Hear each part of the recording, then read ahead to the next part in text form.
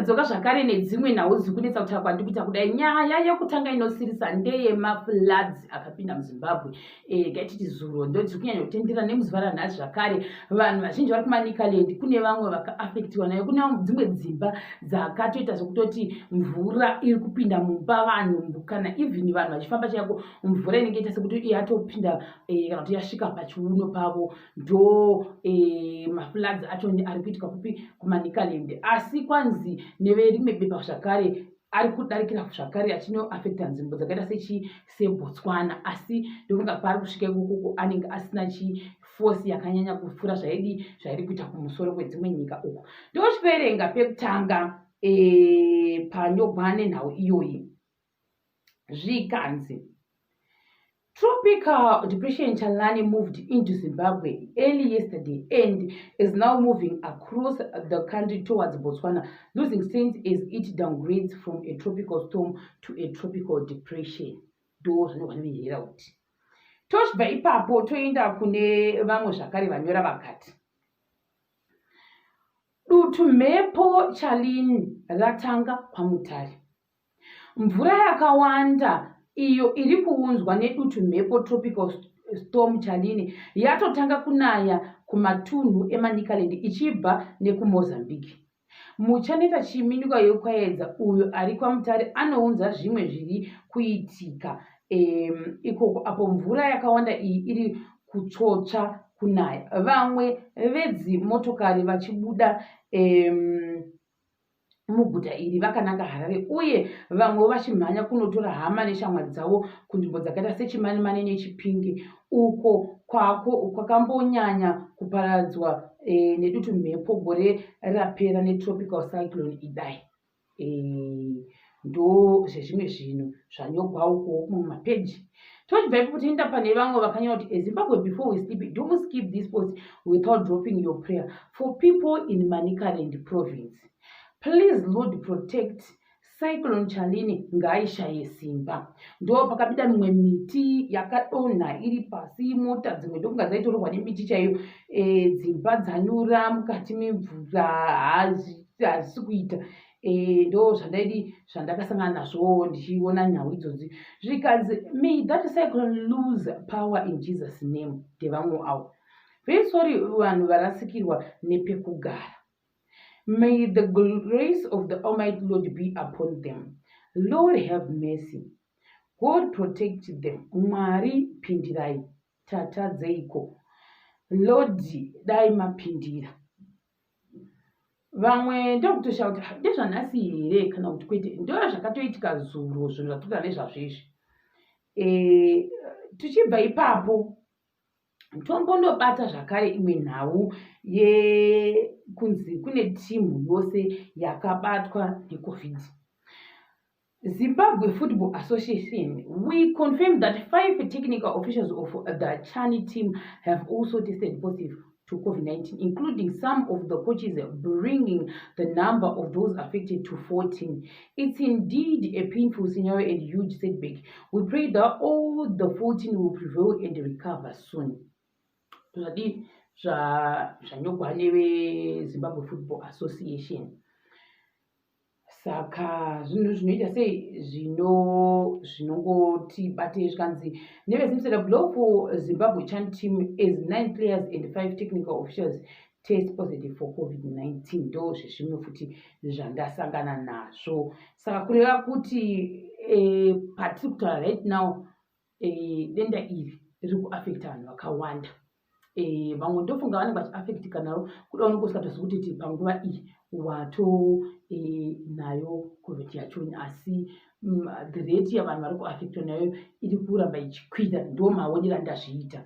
Tobva ipapo toenda zvakare tombodzokera pane nhau yatikambotaura iya yekuti muzvare kana muchuchisi advocate Fadzai Maeri vakanyora nezvekunzi kune mutemo uya wakanzi unoafekta, asi vanhu vazhinji vari kuti mutemo uyu atipura nhema unoafekta madzimai kazhinji kacho, varume havasanyanya kudi kuafektwa. Vakambovaposta zvikanzi FYI, a summary of the legal position on ownership of property in marriage and freedom of testation as settled by the Supreme Court in Chigwada versus Chigwada SC 188/20.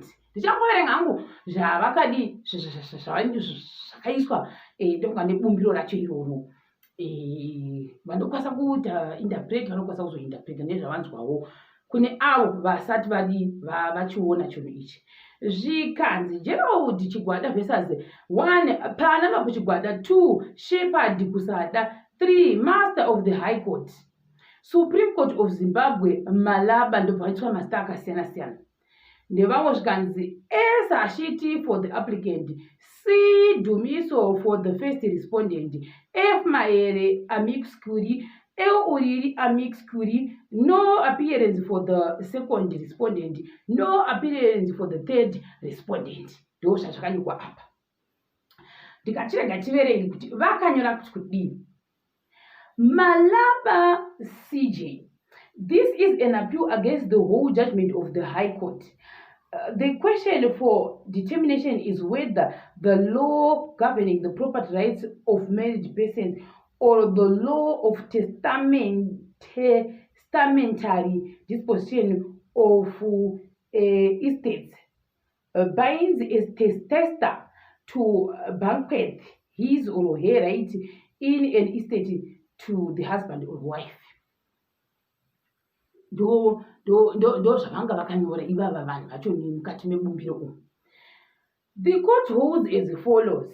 The law governing the property rights of married persons in Zimbabwe is the Married Persons Property Act, Chapter 5, verse 12, which provides that since 1929 marriages in Zimbabwe are out of community of property.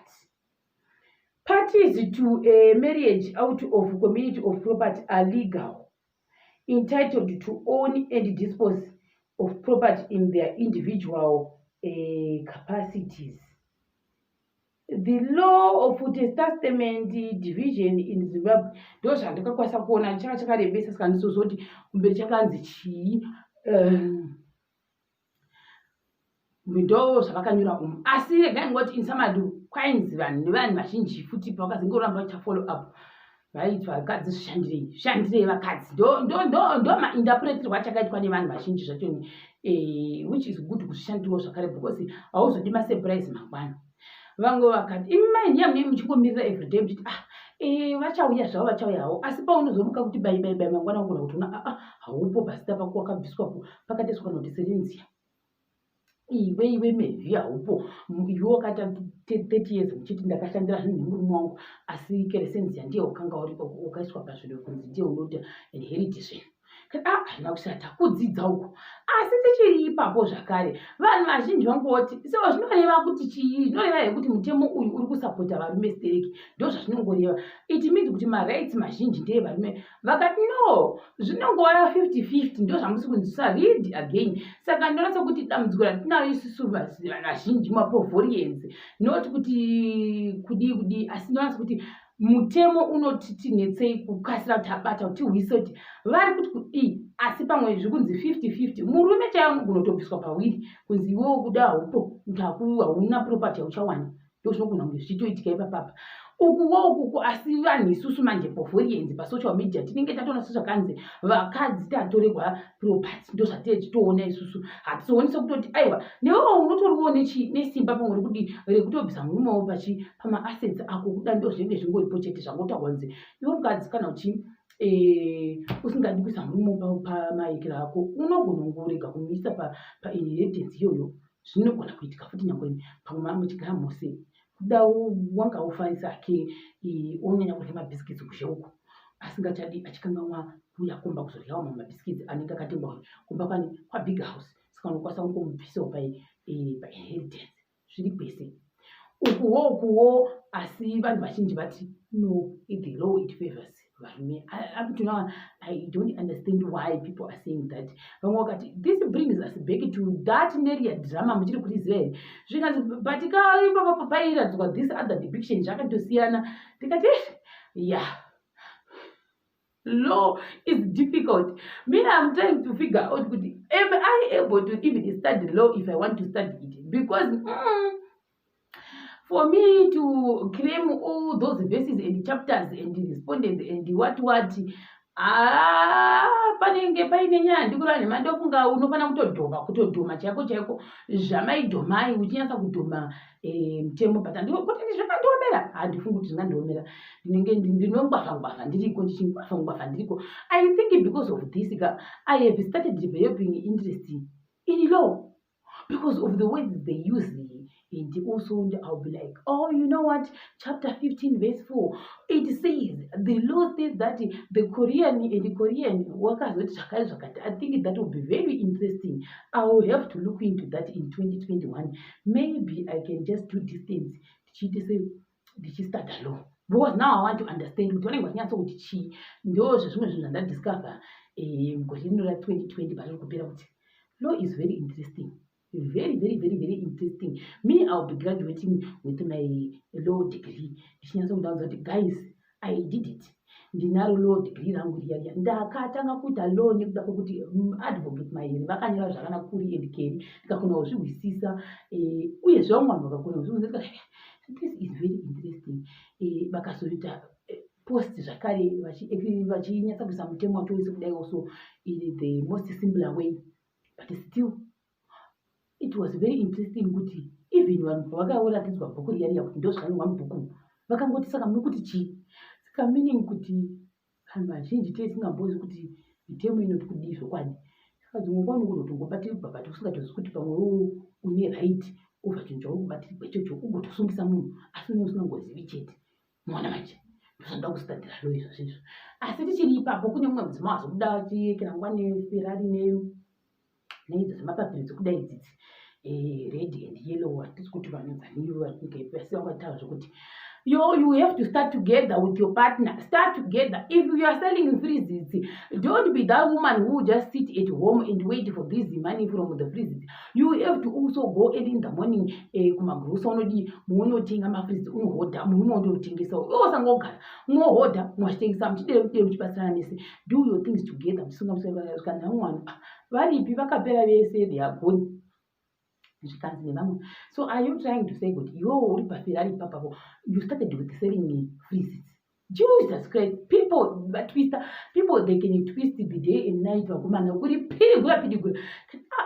That's very good to water, but knowing very well my sisters, we know that they will never implement that. That's how you start. Don't know.